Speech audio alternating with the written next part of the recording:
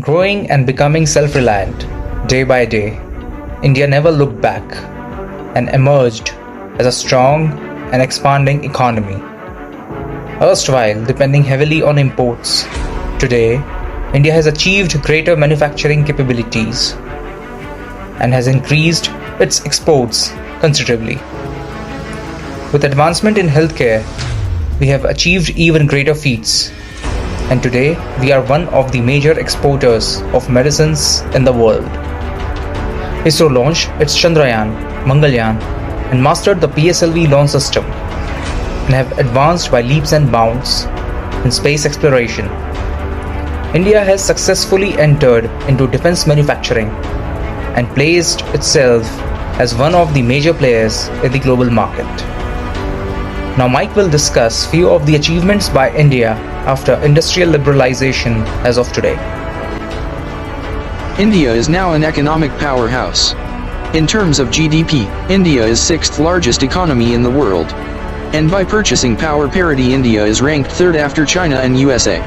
India represents 3.6% of world's economy. Per capita income has grown by more than 5 times to $1,900 levels today. The share of food in consumer expenditure is down from 63% to 49%, a sign of rising incomes. The size of India's budget has grown by 30 times during this period from INR 1.1 lakh crore to 39.45 lakh crore. India has emerged as one of the most favored foreign direct investment destinations, ranking in top 10 due to opening up of many sectors. India has received more than $500 billion in the last 3 decades. India currently has a market capitalization of close to $3.2 trillion and has jumped to number 5th spot. An improvement in living standards and levels of educational attainment has contributed to a lower population growth of 0.8% during 2021. Life expectancy has improved to 70 years. This is a result of better health facilities and availability of nutritional food for the population. Improvement in education infrastructure, increase in number of teachers, and with an improvement in enrollments of children in rural areas, literacy levels has increased to 77.7%. India is on path to becoming an export-oriented unit. Exports have risen sharply to $500 billion and ranked 12th globally. The IT sector has been the torchbearer of our exports. Electricity consumption is considered as a proxy for growth. Post-reforms, per capita power consumption in India has quadrupled to 1,208 kWh. With the prosperity of the middle class, the car sales in the country have increased to 27 lakh units in 2021 despite the pandemic. The telecom revolution in India can be called the biggest legacy of the post-1991 economy. As of April 2022, the number of telephone subscribers in India were 114.3 crore.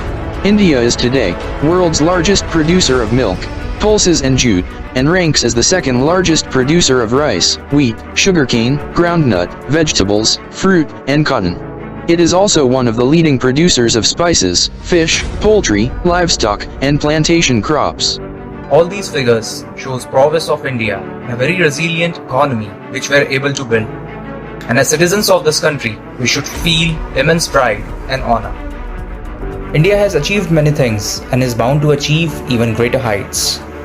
Some projections and statistical calculation can give a little bit of insight on how the Indian economy and India will fare in the coming years from now on. According to the World Bank projections, India will overtake China to become the most populous country in 2023, when its population will reach 1.42 billion. The United States will continue to be the 3rd most populated country in this decade. China's population will hit a peak of 1.4 billion in 2030 and start declining after that. It will take at least until 2048 for India's population to start declining after peaking at around 1.6 billion. Contrary to what is often believed, a large population need not be an economic liability for nations.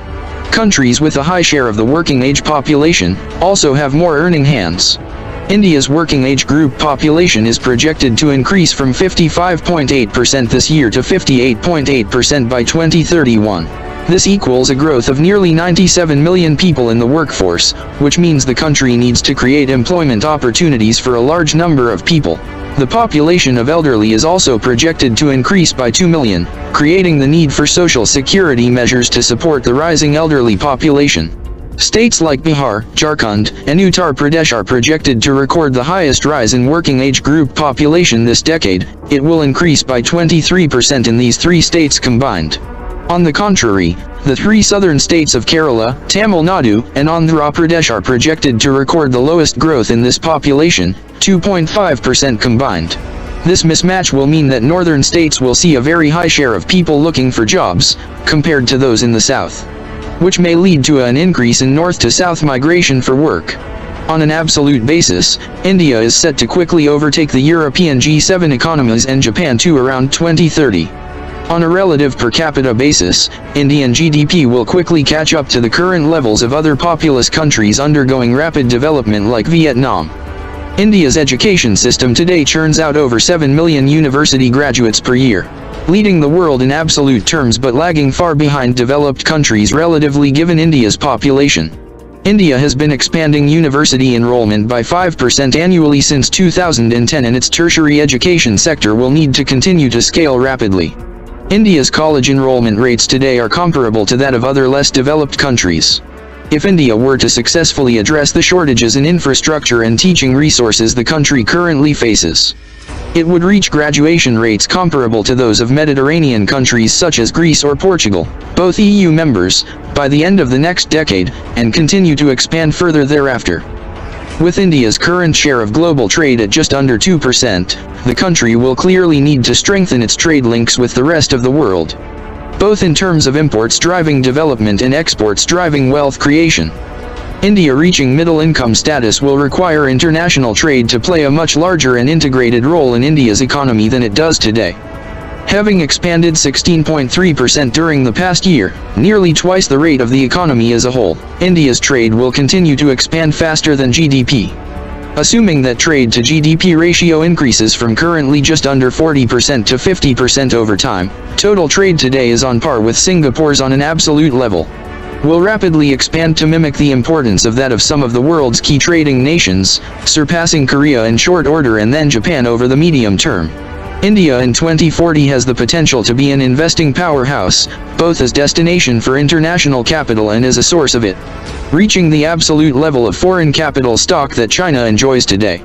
In terms of outbound FDI, India in 2040 could match Japan in terms of annual flows, providing it with significant global economic and political influence as a result.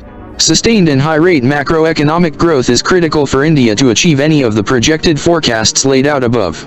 The trajectory of the transformation that India is undergoing is set to reshape its cities, its workforce, and its society, reshaping what is today a developing country into a scaled giant that is both an economic superpower in terms of absolute geo-economic clout, and a middle-income nation comparable to advanced economies today in terms of relative development.